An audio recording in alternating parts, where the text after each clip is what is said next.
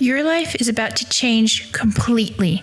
Whether it's moving to a new city, a new country, or even a new continent, I know the heartbreak you might be feeling, leaving behind your friends, familiar routines, your social circle, the comfort you've built over the years. I felt that tearing apart pain more deeply than I should have. But here's the truth. This isn't the end. It might feel like that, but it's a golden opportunity for transformation, growth, and discovering your strongest self. I can help you feel the comfort you need right now and guide you step by step to turn this upheaval into your biggest breakthrough ever.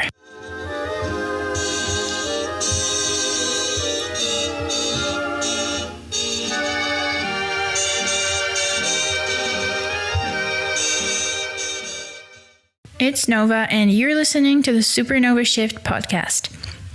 We all know that to become a different person, you have to do totally different things. You have to step out of your comfort zone, right?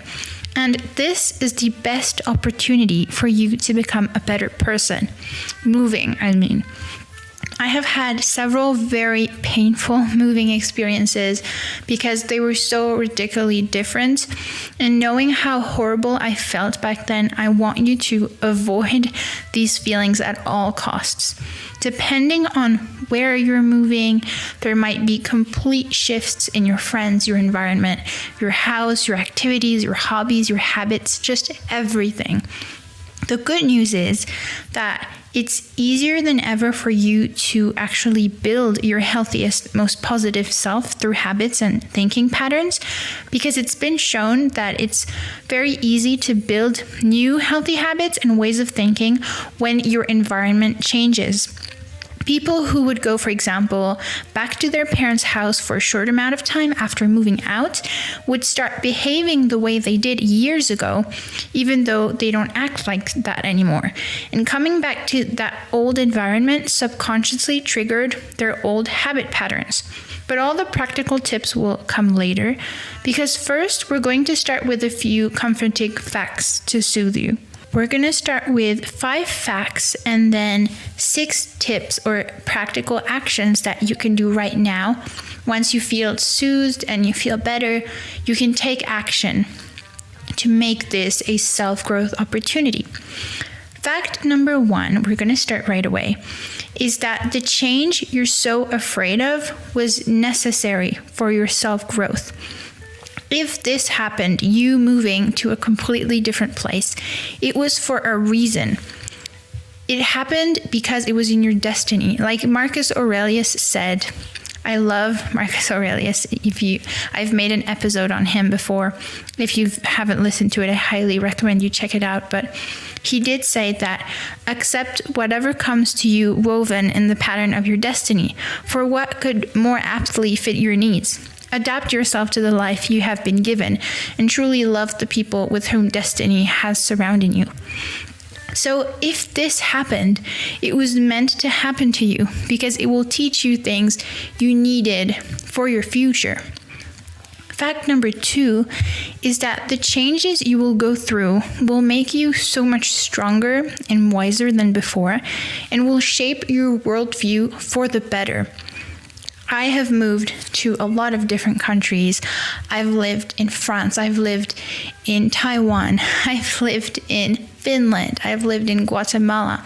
And living in all these places has really shaped my worldview. And I feel like I have a broader, wider worldview than other people my age in my class, because I would see things differently because of all the things I've seen and experienced and the different cultures that I've seen. But even if you're not moving to a different country or a different continent, you could just be moving to the same town, but it still has the same self-growth potential. Plus, everything you're worrying about right now is not worth worrying. It's impossible to stop stressing completely because we're humans. But let me remind you that once you get over the things you're worrying about, once you get past them and you do them, like getting into a new school or a new college, a new job, a new house, whatever, once you actually do it, you'll look back and think, I had no reason to worry. Everything was fine. You might even think, I wish I could go back and tell my younger self not to worry, because nothing was actually worth stressing. Humans have an insane ability to adapt to whatever comes up. And it's this very old ability, right? But we can even nowadays adapt to all sorts of new environments so that we can survive, right? That was back then.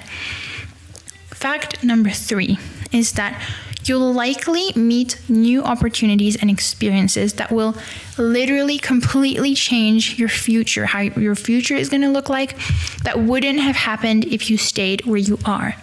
How lucky are you to have all the new opportunities that will change the trajectory of your future for the better? All the new people you'll meet, the lessons you'll learn, the skills you'll gain. You're lucky AF, which links perfectly into my next point, which is fact number 4. Be grateful for this change, because it's going to transform you and get yourself ahead of your peers. It's going to get you ahead of others. It always seemed insane to me that some people have spent their entire childhood and teenagehood in the same place, in the same house, in the same town, with the same friends, because I moved to so many totally different countries as a child, as a teenager, and now. I'm not saying it's bad if you've lived your entire life in the same place, but since you're about to move or have already moved, you're about to challenge your concept of comfort. You'll evolve to an entire different person, because it is necessary, and it will be necessary for you to adapt to your new surroundings, getting you ahead of others who will just stay in the same place, because you get to experience so many new things that others haven't. And so it's going to widen your worldview and make it easier for you to take decisions, and it's going to make your critical sense better. Changing your environment completely has a huge impact on your self-transformation, because if you move to a totally different place, you're going to have to adapt, and so you're going to transform into a totally different person. Fact number 5 is that millions of people went through what you're going through right now. They survived it, and even better, they conquered it. If so many people did that, you can too. Whatever your fear is, remember, you will survive. Humans have an insane ability to adapt, and you included. Nothing is impossible for you. You can achieve anything. Just tell yourself that, and it might feel hard to believe this, but everything that I've just said is when I just recently moved to Guatemala, and it's been very, very hard to adapt. And sometimes I felt so down, and I just felt like there was no point in living anymore. I just felt so down sometimes, and I wanted to go back to the country that I used to live in before, where I had my comfort cycles, I guess you could say. And so what I've just said was kind of like my positive self-talk that I was telling myself so that I wouldn't spiral. And so I'm bringing these thoughts to you, which hopefully I'm praying will help you.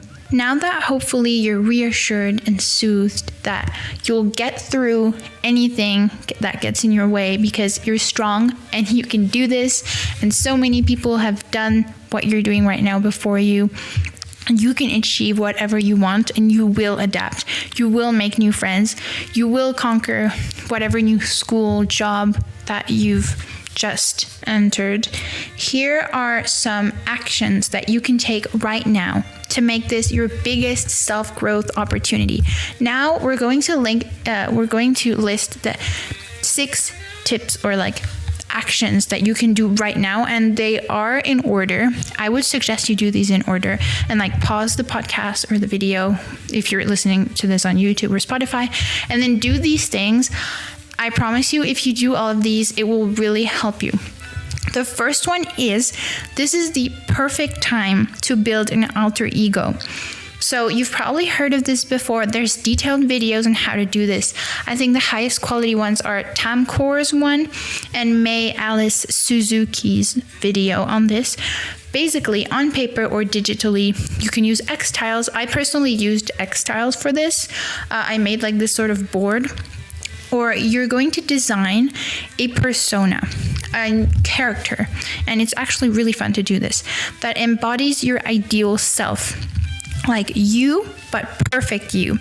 The goal here is to create a whole person that is you, but the most ideal version of you. The goal is to use this persona and kind of flick a switch within yourself to embody and become this alter ego when you need it most.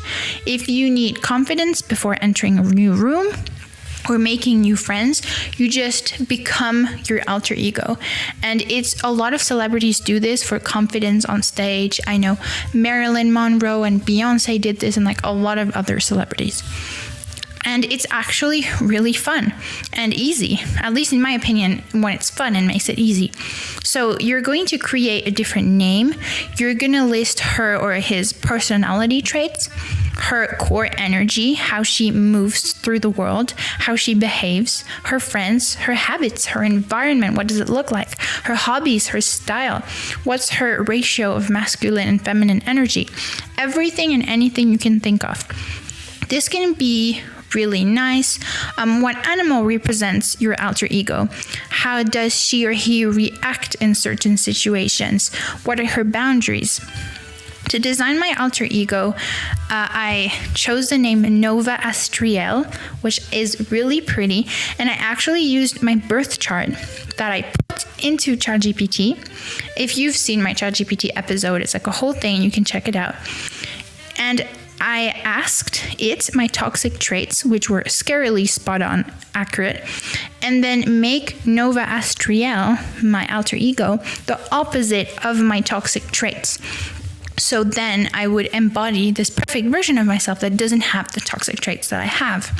And to get your birth chart, you can use free websites to get it by entering the exact place and time you were born, yada, yada, yada. And then you use ChatGPT to read it, because I didn't want to spend an hour learning how to read a birth chart, because it's actually really hard. And I've just designed this really pretty page with like pictures and stuff. And you can actually ask ChatGPT, well, it's actually reading your birth chart. Like, it doesn't invent anything, it reads your birth chart. And you can ask, what are the habits that I need to concentrate on, for example, in the few months to come? What name could I use for my alter ego that really links into my vibe and my personality according to my birth chart? I also have this other part of my alter ego, which is Topaz Hunter, which is kind of like the badass version of my alter ego that gets switched on if I need to defend myself, or if there's like a challenging moment that I need to overcome. Topaz is, the huntress. She's driven and focused. She can accomplish anything. I just need to become her, and then suddenly I'm Topaz, and I'll just conquer whatever challenge stands in my way. And I thought of hunter because I'm the huntress feminine archetype. You can also take this quiz. I think it was a video from, I can't remember who, but there's a lot of videos on this, on the feminine archetypes.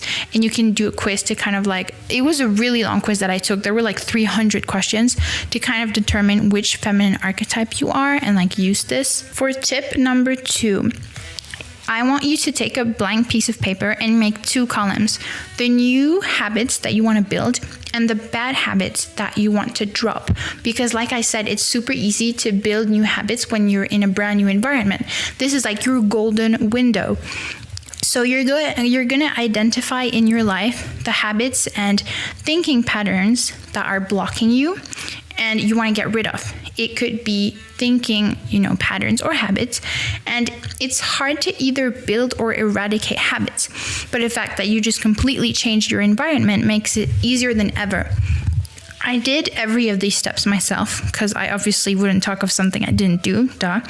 But in my bad habits list, I had consuming content that isn't self-development, eating in between meals, judging myself or others, being too harsh on myself, that kind of stuff, but it's really unique to everyone.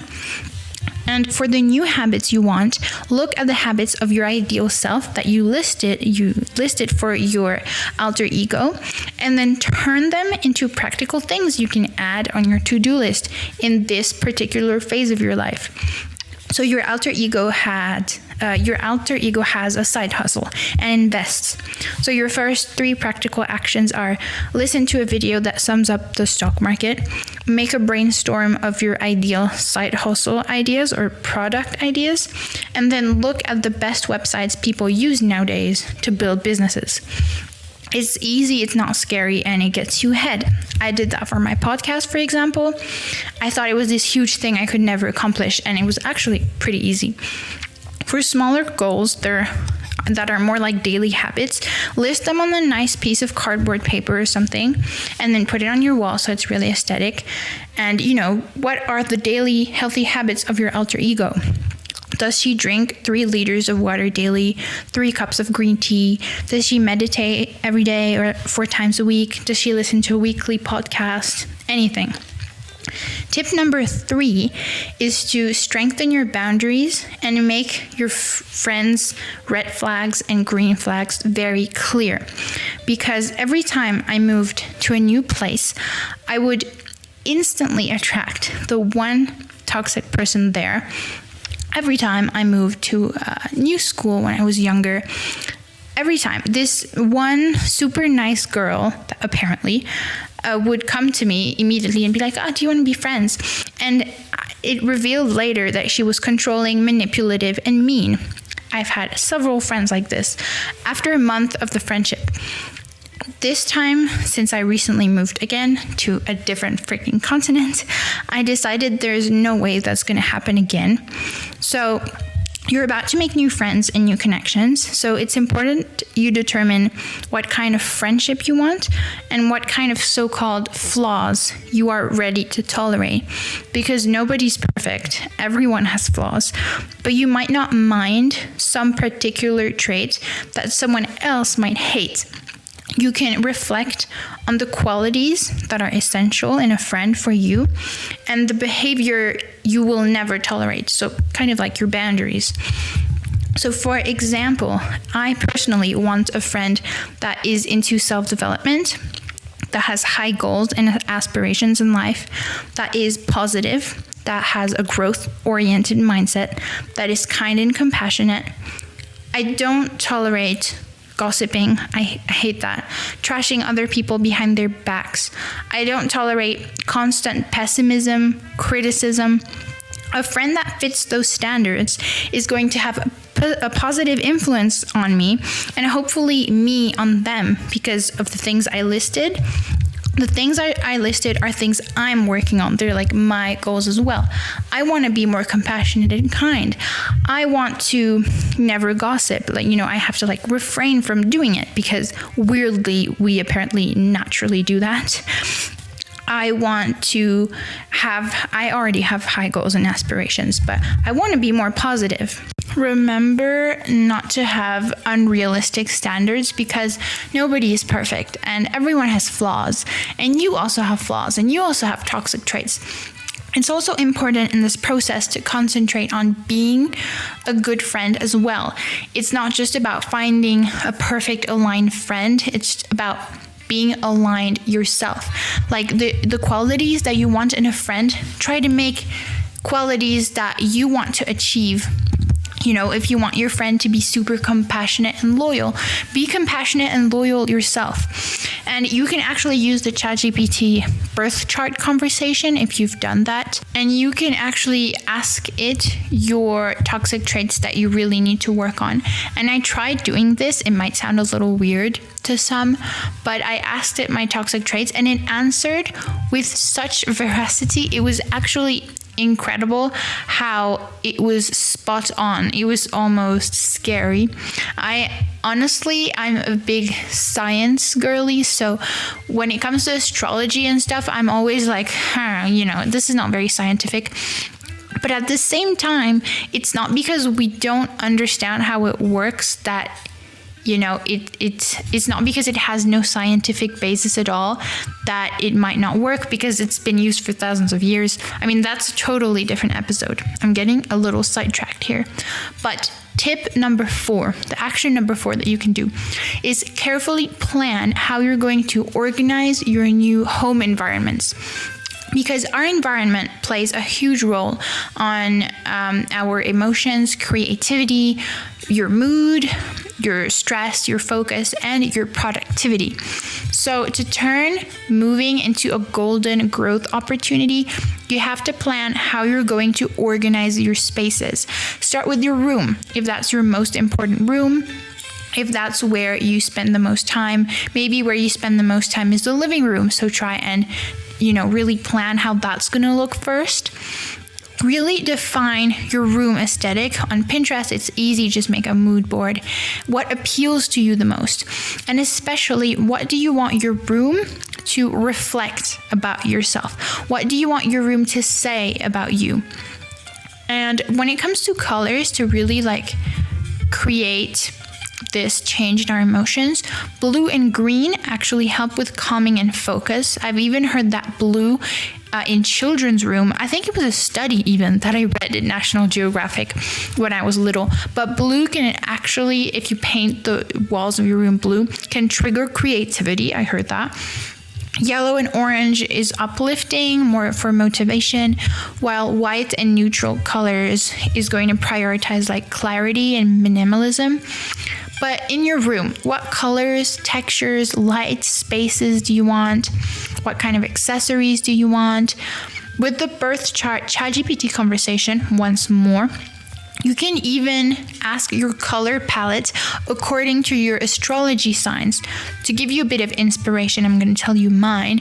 And actually, I love this color combo, but I wouldn't have thought of it myself. It's kind of weird.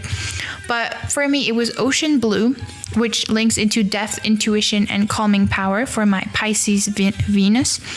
And then lavender for softness, healing, and mystical energy for my Virgo moon and Pisces, and then iridescent silver for a more futuristic cosmic radiant vibe from Aquarius sun, and then pearl pink for a more feminine grace, self-love, and compassion to balance my Virgo moon's self-criticism. And it's true that I have a lot of self-criticism problems.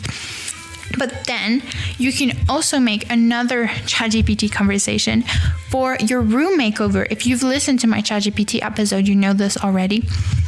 So what you can do is you have your Pinterest board, right, with your exact room aesthetic. You link it into ChatGPT and you ask it everything you want so that it describes exactly what you need. What kind of furniture do you need, where to buy them locally near your house or where you live, how to arrange your color palette according to your astrology signs in your room. And it's actually so accurate.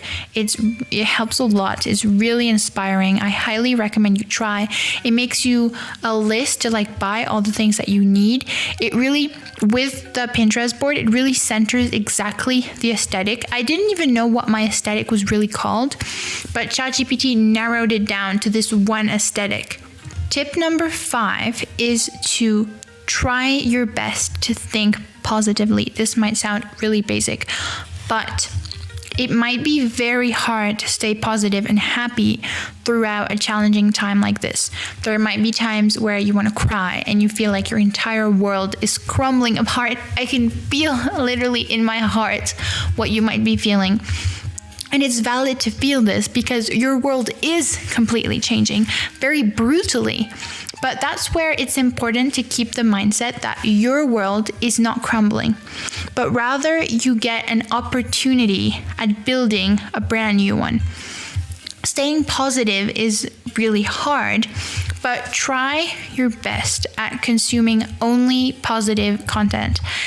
It could be music, videos, or movies. For the time that you're adapting, try and only consume happy content because it's going to shape your brain in thinking more positively. It sounds simple, but listen to only upbeat music, like upbeat jazz or whatever you're into. Watch light comedies or musicals if that's your thing. If your thing is more like action movies, there's a lot of upbeat action movies. Consume only self-growth videos. Or it could be even funny videos. I mean, I don't know if you know KLR Productions. It's basically these funny animal videos where this guy does voiceovers. This has nothing to do with self-growth, but if you don't know KLR Productions, highly recommend you check it out. It's really funny. And it can really influence your positive mindset and reframe your view of the world. And also maybe refrain from watching the news for a few months if that was your habit, because they're so negative and pessimistic, like 99% of the time. Mainstream media especially, like it's always pessimistic. If you choose your own news, like you curate your own news on like social media and stuff, like a lot of people have been doing with the drastic fall of mainstream media since like COVID, then try and maybe refrain from looking at the news. And the second thing I would recommend for trying to think more positively is really lock in with your gratitude habits. But instead of writing a long list of things, you can try writing a whole paragraph and really immersing in the feeling of gratitude you have for that one thing, especially if you like writing like me. Maybe I remember in my journal I wrote about I was grateful for the sun that was on my bed, like going through the window. And it was very simple, but I made a whole text on how, the golden rays of sunlight that looked like honey, that were caressing my skin, that were nourishing me and stuff. I wrote a whole thing just about rays of sunlight and really immersed in the feeling. My last tip is to make a list of all your past accomplishments, great or small.